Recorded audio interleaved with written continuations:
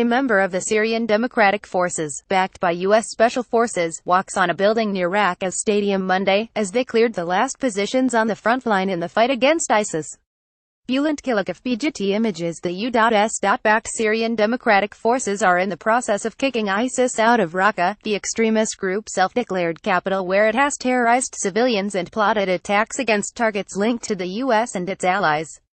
Now ISIS fighters are reportedly bottled up in a stadium complex in the Syrian city.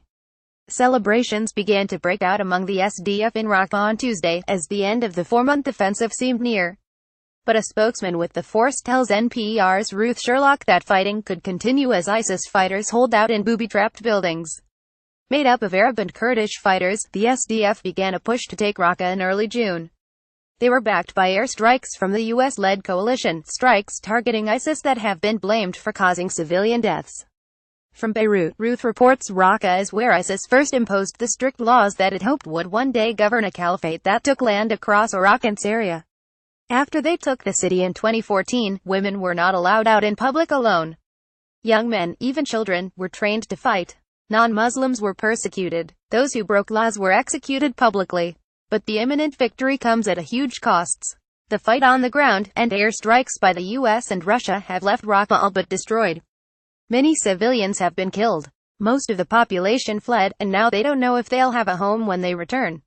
What could be the final push to rid Raqqa of ISIS fighters comes days after a convoy of vehicles left the city under a deal that's set up by the Raqqa Civil Council and local Arab tribal elders. The exodus prompted concern that ISIS fighters might slip through the front lines, and the U.S. Operation Inherent Resolve said that anyone leaving Raqqa under the arrangement would be subject to search and screening by Syrian Democratic Forces. We do not condone any arrangement that allows Daesh terrorists to escape Raqqa without facing justice, only to resurface somewhere else, said Coalition Director of Operations Brig.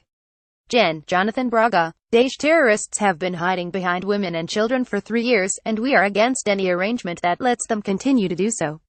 In Raqqa, the U.S. and its allies are liberating a city that will require years to recover from the violence and destruction.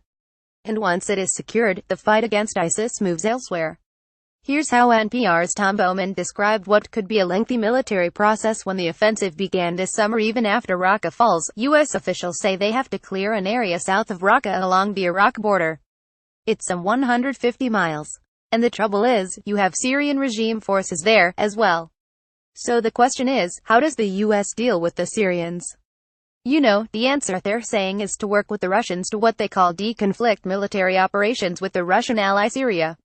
On another front in the war against ISIS, the U.S. carried out a strike on 2 training camps in Yemen, which the U.S. Central Command said will disrupt the extremist group's ability to train new fighters.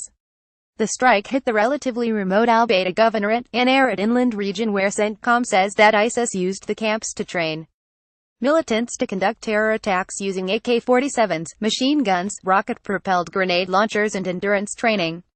CENTCOM added that U.S. forces have been working in coordination with the government of Yemen to carry out counter-terrorism operations there.